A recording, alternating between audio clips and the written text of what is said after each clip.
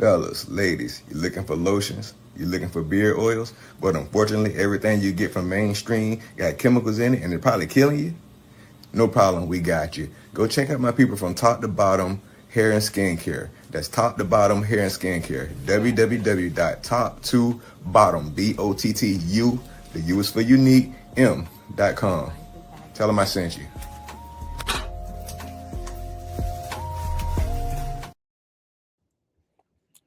Good evening, everybody, and thank you all for tuning in to Unfiltered Sports.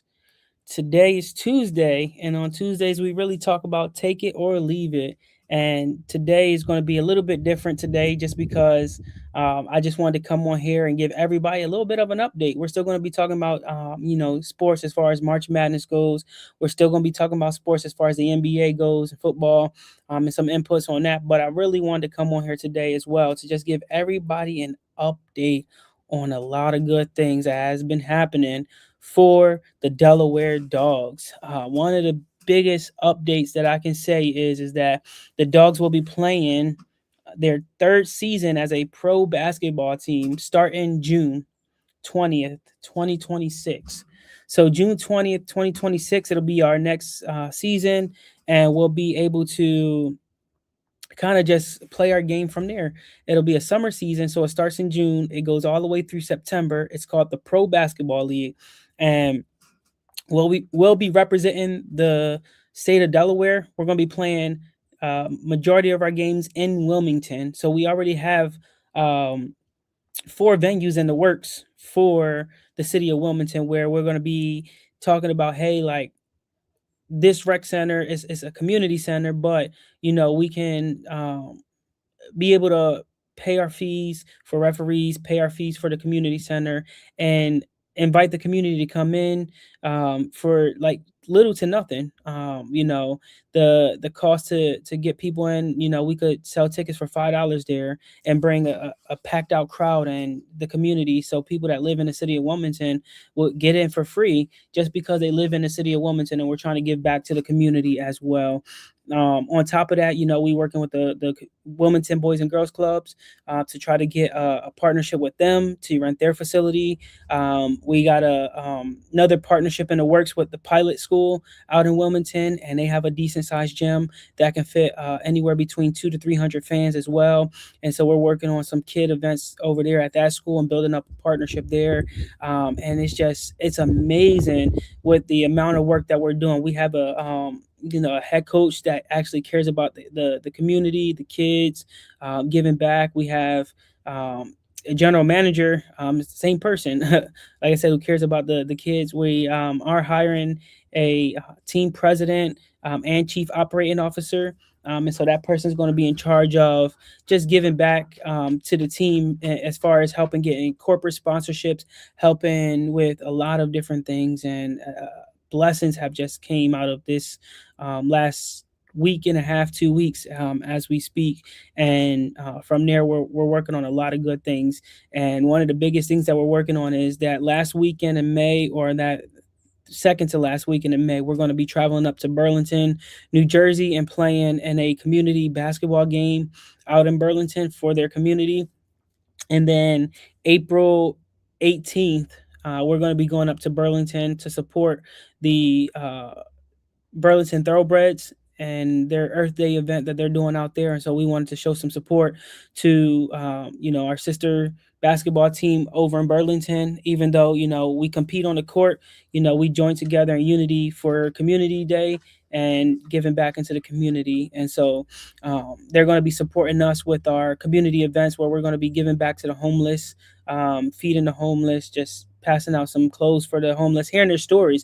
Everyone has a story, and everybody needs to be heard, and their story deserves to be heard. And so, we want to be able to be that shoulder that they can lean on and just say, hey, here's a hot meal that we actually care about you.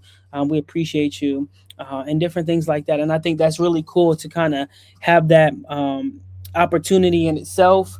On top of that, we're going to be putting on our Community and Unity Day as well. And I'm not going to speak too much on that because I don't want people to go out there and steal my ideas just yet. But just be aware that June 28th and August 30th are going to be our community and unity days in August 30th because it's closer to back to school. We're going to be doing a back to school event combined with that community and unity day, and blessings are about to overflow in the city of Wilmington.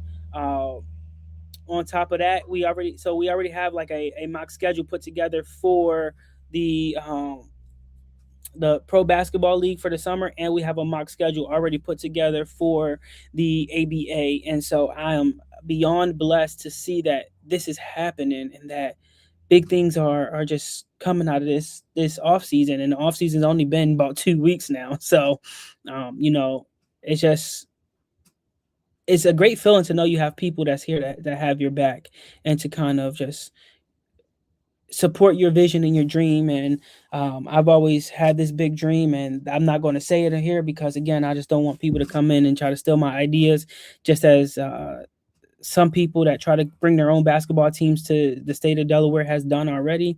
And so I'm gonna just keep my comments as far as what we're gonna be doing short and to a minimum. But with that connection we got with the pilot school in Wilmington, we're going to be what do you call it? We're going to be doing some kid camps and different things like that as well. So I'm excited for that. But we're 100%, almost 100% ready for both seasons. And, I can't complain about that. Thank you to everybody that's tuned into the chat already. I really appreciate the support, the love. If you guys haven't already, please go ahead and like and subscribe. It really means a lot. And so thank you guys for tuning in. One of the big things that I want to talk about really fast as well is the way the playoffs are shaping out for the NBA, but as well as for March Madness.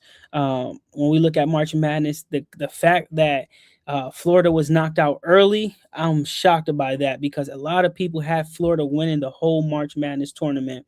And that's just from the men's side of things. When we look at the women's side of things, it's crazy because Dawn Staley is cooking it up in California, and I am like mind blown how these tournaments are shaping out. Like the fact that UConn eliminated Duke on that buzzer beater was crazy, like crazy. Like that 3-point shot. And why would you not take the foul with 5 seconds left? Let them foul you, send you to the free throw line, shoot your free throws, make them or miss them, but at least give them, you know, don't give them that opportunity to shoot that close to the basket. Like at least they would have to bring the ball back up court and you could full court press and different things like that.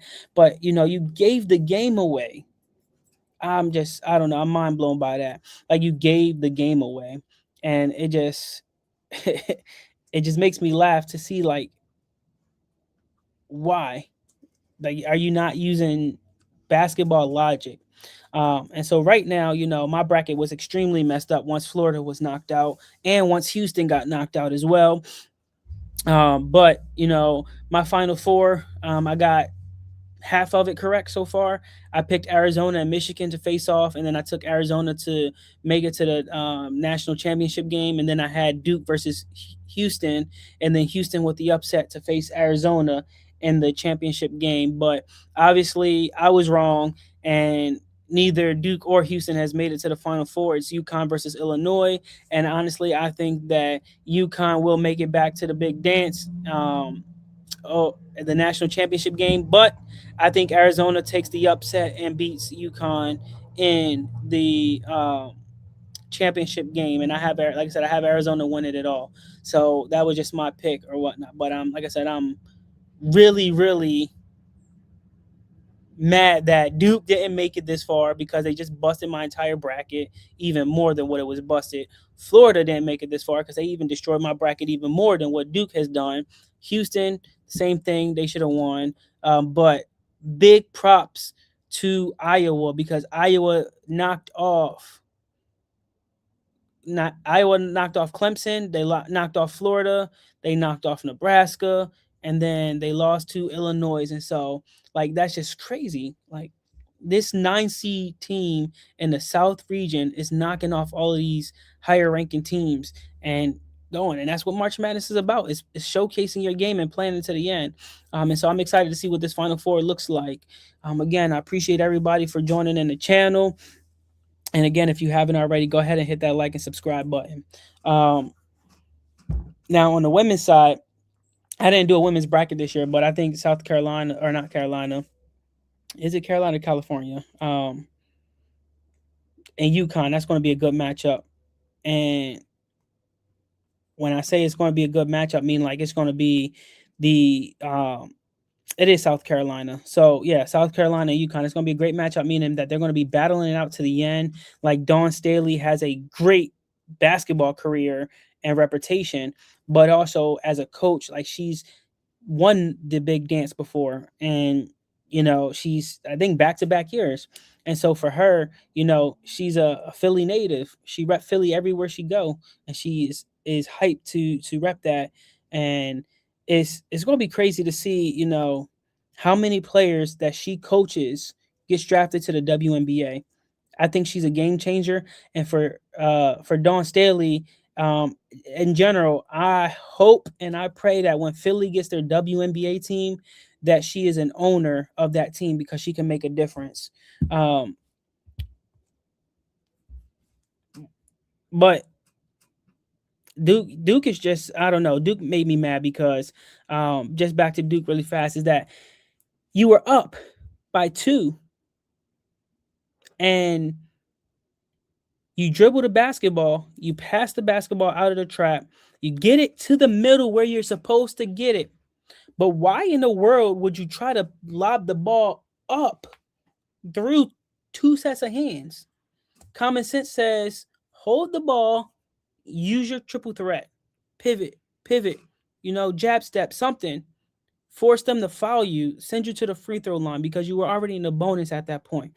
Then when he throws it up and they reject the ball and they steal it and he passes it forward, passes it back, and he launches it from the logo.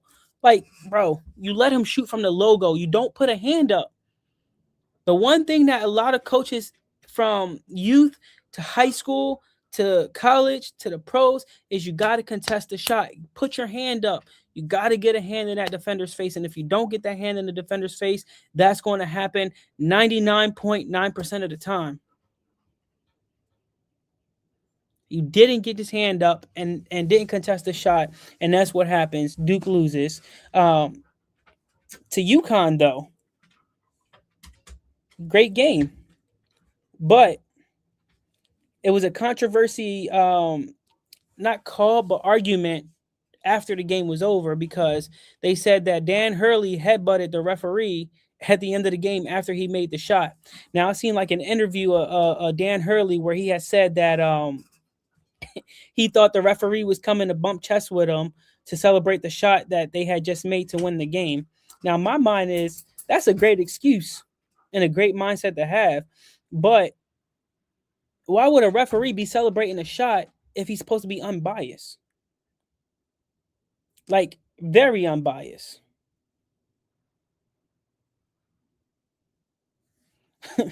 The reason that they're starting to look like men, and it's a shame, is because the way that they have allowed, the way the NCAA has allowed men who consider themselves transgender women to play in women's sports.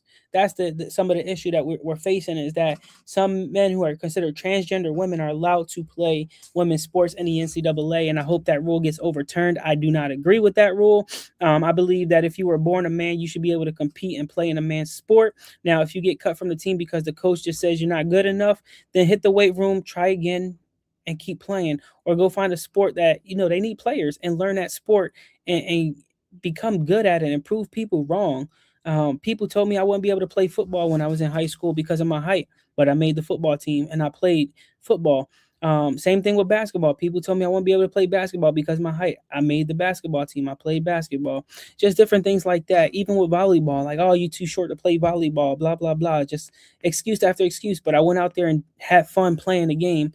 And I'm not saying I was the best on my team. I'm not saying I was the worst, but I went out there and I had fun playing the sport that I went to try out for. And the fact that, like I said, women's sports is upcoming, and I've said this before on Unfiltered Sports, is where I believe that women's basketball is starting to become more entertaining than men's basketball. They're bringing a lot of hype over to the WNBA. The contracts are there where they're getting paid millions of dollars now. They're starting to get their money's worth. They're shooting the basketball like they're shooting their lights out, whatever. They're playing fundamental basketball. There's some women like my homie Shaq said is that some women can dunk the ball, but for me it's just more electrifying to see that like it's starting to click on all cylinders. It's starting to become well-oiled machine, and it's functioning correctly, and it's doing a lot of good things in that community. But I wouldn't say like right now in the way the NBA is, it's dry. Like I don't even know when the last time I actually watched a full NBA game because the game is just like let me dribble the basketball between my legs 100 times and then I'm gonna take a shot between three people, or hey, I'm gonna flop on the ground. And that's when I really started to like dislike basketball, is when I seen LeBron flopping a lot and when I seen a lot of people just flopping and hitting the ground and people starting to fight more or less over an elbow. And it just really just destroyed the game and the love that I've had for the game. Now when I look at it today, it's like already like who can actually play the game very well. And when I say who can play the game very well, I'm talking about okay, like can you shoot the three pointer? Can you shoot the mid range? Can you lay the ball up? Can you play defense? Can you pass the ball? Like what can you do that's going to separate you from everyone else? And one of the things that I'm seeing in the NBA today is that there's a lot of bigs who play the five, the four, who just want to shoot the three. They don't want to post up down low. I'm 5'5". Give me the ball down low. I'ma post up. I'ma hit you with a bang bang and hit the fadeaway or hook shot or up and under score basket. Like I'm gonna do something down low to get you off your feet and have you jumping. I'm gonna draw the foul, and like that's just my playing styles. I'd rather play down low and score a basket than try to shoot a 3-pointer and score as many points as I can, right? Because I want to take my opponent out the game mentally thinking like, oh well, he chalking trash, he playing physical down low, he trying to body me, he trying to do this, he trying to do that, but he's small. And when I get physically and mentally in their mind, and they're like, damn, like he just schooled me down low, or he bullying me down low, and I'm scoring points on him. Then they're like, all right, I got to step it up. I can't let him be bodying me down low. Um, and it's embarrassing when you get bodied by someone smaller than you, and even when they shoot the jump shot in your face and they make it, it's embarrassing.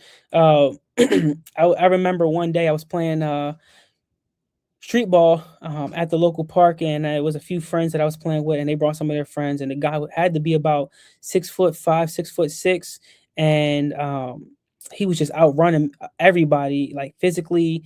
The whole game, he was just outrunning everybody. He was just that much more in shape than everybody.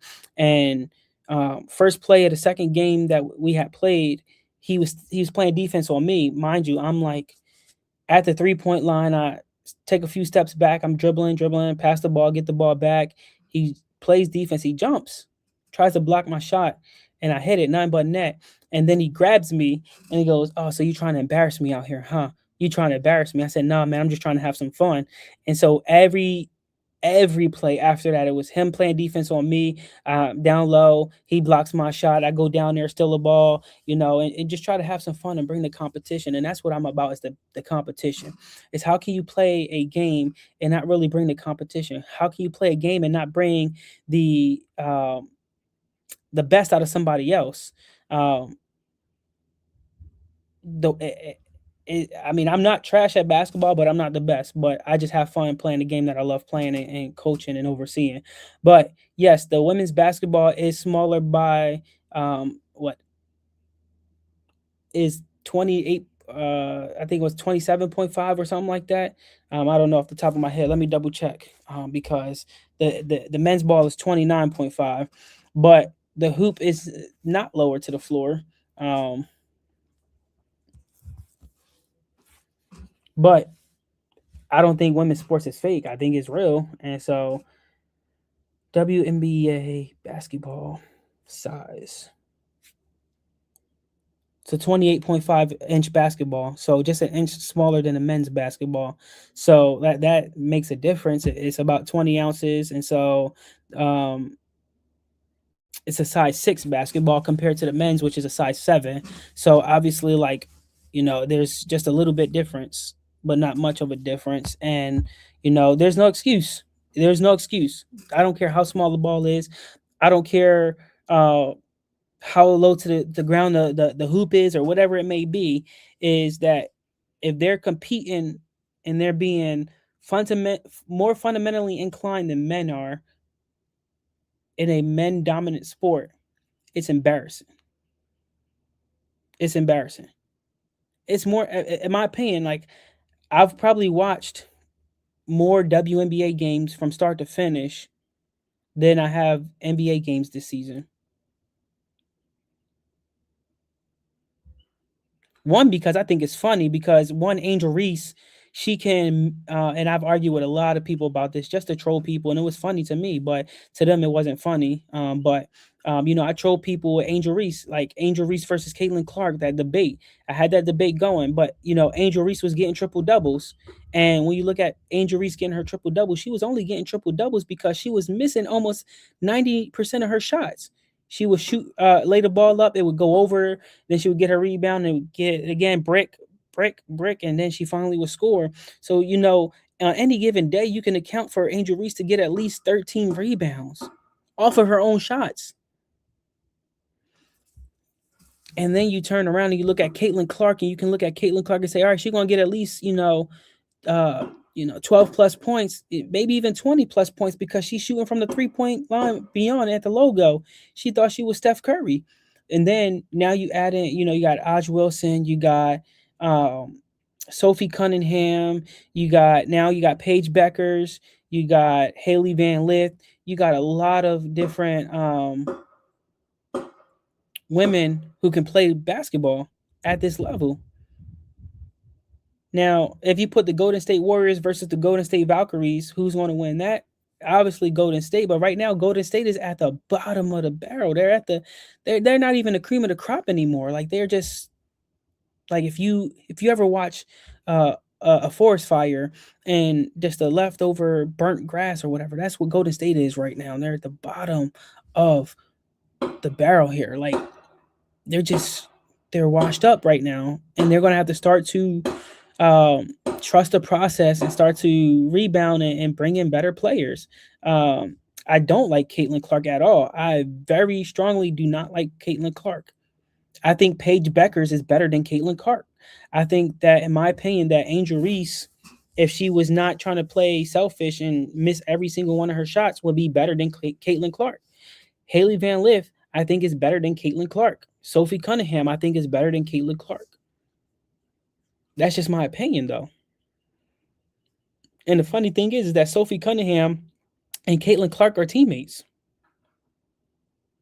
But all Caitlin Clark likes to do is she cries. She shoots the 3-pointer. She gets one little hit and she cries. Her first season in the WNBA, what happened? She was getting bullied. She was getting beat up, knocked down, and she would cry. She would go over to the bench and cry. She would yell at the referees and cry. And when she got a technical foul, what did I do? Good job. Good job. You got a technical foul. You're yelling at the referees for what? Because they're doing their job. Good job. Golden State is at the bottom. They're number 10. They're the 10th seed right now in the play-in tournament. 2015, 2016, 2017. Where was Golden State at? Not the bottom. It wasn't until post-COVID that you started to see Golden State at the bottom. Once they lost Clay, they started to go to the bottom. The Splash Brothers separated, so they started to go to the bottom. I'm just saying. So it is what it is, bro. But just know that Golden State will never be the same. I'm just saying, like, they will never be the same. And so I'm excited though for what's to come with these NBA playoffs, because as you see, when Philadelphia, what do you call it? Since Philadelphia lost their last game to Miami, New York clinched their playoff spot because of Philadelphia's loss. Now Philadelphia still has to win and go from there. Out the pit, what's going on? What's going on? You got your number one fan in the building. His name is Ben, and he's over here trying to act like he knows basketball, but it is what it is, man. I'm gonna lay off the Kool Aid today. I ain't have no Kool Aid, so I'm a little bit tired. I need my Kool Aid, so I need somebody to get me some Kool Aid. I think OG trying to hide the Kool Aid from me though. Um, but just off of WNBA and NBA again, real fast. Back to the dogs. But yeah, I just got the notification that somebody from the NBA G League affiliated team will be at one of the dogs summits coming up actually this weekend, and so it's going to be live streamed on YouTube, and so keep an eye out for that. I'm going to try to share the link live so people can watch it as well, but we're going to be getting interviewed by or different owners are going to be getting interviewed, and different things like that, and this guy from the NBA G League is going to be there, and he's the one guy that I need to talk to do the double headers for the city of Delaware, and so he's affiliated with the Sixers NBA G League team, the Delaware Bluecoats, and so if I can get that doubleheader going on, I'm telling you, this is going to be a huge boost for the Delaware Dogs, 100%.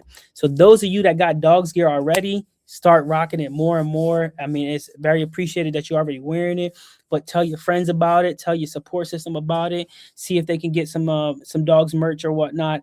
I'm in a little bit of a hold up with merch as some people already got some because of shipments coming from all over, and the war in Iran is holding up a lot of my shipments, and so it's taking a little bit longer than I expected to get people their gear. But please, if you buy your gear now, I'm telling you, you'll have it in time before our summer season starts. And the uniforms that we get in, I'm telling you, we got a city edition uniform in the works. We got our regular home uniform. We got an alternate uniform, and then we got our away uniform. So we're gonna rock with 4 different uniforms this year. We got a red, a black, a light gray, and um a white uniform, and I'm excited for all of them. And so when I tell you, like, y'all want to get on board with these uniforms, get on board with these uniforms because it's over. Like, Dogs basketball is taking over Delaware. We are the face of Delaware. Like, we're going to be the longest standing team in the city of Delaware, and so I'm excited to see what's happening and where everything's going from there. But I'm telling you now, mark my words, you guys won't be disappointed when you get the Dogs merchandise. The sweatsuits, comfiest sweatsuits I've ever worn.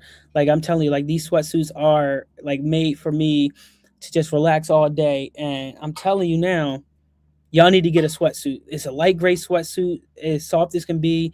The only thing is that it's not really a sweatsuit, it's a tracksuit because it's not the hoodie. It's like an actual like track jacket. So it's a nice tracksuit and it's comfortable. Um, I enjoy it, and I'm gonna wear mine up on Friday to the summit, and then I'm gonna change into my business casual outfit because I got to be in business casual to get interviewed and whatnot. And so, telling you guys, this Friday, just tune in for me. That's all I'm asking. Just tune in to YouTube. I'll share the link and everything. But NBA playoffs is tuning in and shaping just the way I like it. I went over this last week with the NBA playoffs. NFL is starting to shape up a little bit, even though it's in the preseason, and a lot of good things are happening. The draft is coming up, and I feel like even though basketball is starting to come to an end, and football, it felt like football just ended, like literally. Well, it's pretty much April, so 2 months ago football ended, and so like I feel like football starting back up, and it's just really fast. Hockey's almost over with. Basketball's coming to an end soon. Come June, it'll be over with. And so it's interesting to see that like how fast like sports are ending, but then other sports are picking up, and then they ended so fast, but then they're picking up so fast. And baseball is the longest played sport, and just know that like the Phillies are letting me down right now. They're really letting me down. They lost their last 2 games, and it wasn't looking too good. They let 2 of their best players play in the Team USA, and I'm like, that's cool and all, but they need to be at spring training practicing. We talk about practice; they need to practice. But let's look at that Phillies record or standings or whatever you want to call it right now. So right now in the National League East, the Braves are at 3-1. The Marlins are at 3-1. The Mets are at 3-1. The Nationals are at 3-1. Unfortunately, the Phillies are at 1-3. So they need to turn it around. And they need to turn it around big time. Whether they get rid of Trey Turner, whether they get rid of some of these other people, they just need to turn it around and start looking at the future of the organization. I wonder, and I really didn't watch the game to get a full story as to why or how this happened, but this guy got ejected in the first inning. How? What did you do to get ejected in the first inning? That's crazy. I also seen, if I'm not mistaken, was it the Texas team? Who was it? Was it the Texas team that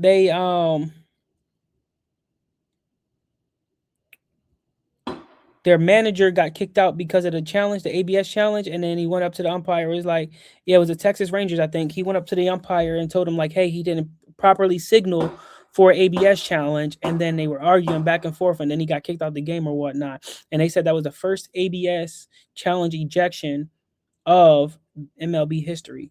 That's crazy. Like, something has to be done. Like, this is not just something for the NFL or the MLB. It has to be for NFL. It has to be for NBA as well. Like, all of these challenges and different things like that are happening. But, like, how are you going to hold these officials accountable? Like, some of these officials, and I saw a video where, like, officials are gambling on these games. And you can't tell right off the bat who's actually gambling, but you can tell once the game is going, like, oh, like, this referee is calling all the calls for this team, or this referee is doing this, or whatever it may be. It looks one-sided. But Jeremy Lin had put out a video on social media or on a podcast or something like that, where he talked about how he was playing in a game for the Brooklyn Nets and how he was, I think he scored 20 points, had like 7 assists or 10 assists or something like that. He had a double-double, and it was the third quarter.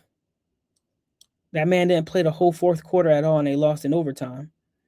And he could see that there was somebody in the stand. Like, he had got the coach told him that they got the call during the game to not play them the rest of the game. And so he was confused or whatever, but then he could see somebody in the stand signaling the staff of the Nets to not play him anymore and play this other person on the team who had like 27 points and 10 assists or something like that. But they were going off, and they should have won that game. But yeah, he called out the NBA for being rigged and betting on the games and different things like that. And I think that's crazy. So I'm excited to kind of go from there and figure things out. But, we'll see what it is. So it's interesting. I'm excited, but I'm going to give you guys your night back. I appreciate you guys for tuning in. Thank you all for tuning in on Unfiltered Sports. Until next time, everybody, y'all have a great night, and I'll see y'all tomorrow on a new episode, our first episode of Life After the Whistle.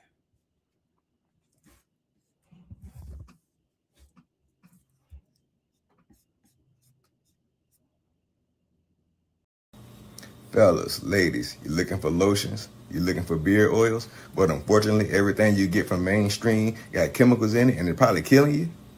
No problem, we got you. Go check out my people from Top to Bottom Hair and Skincare. That's Top to Bottom Hair and Skincare. www.top2bottom, BOTTU, the U is for unique, M.com. Tell them I sent you.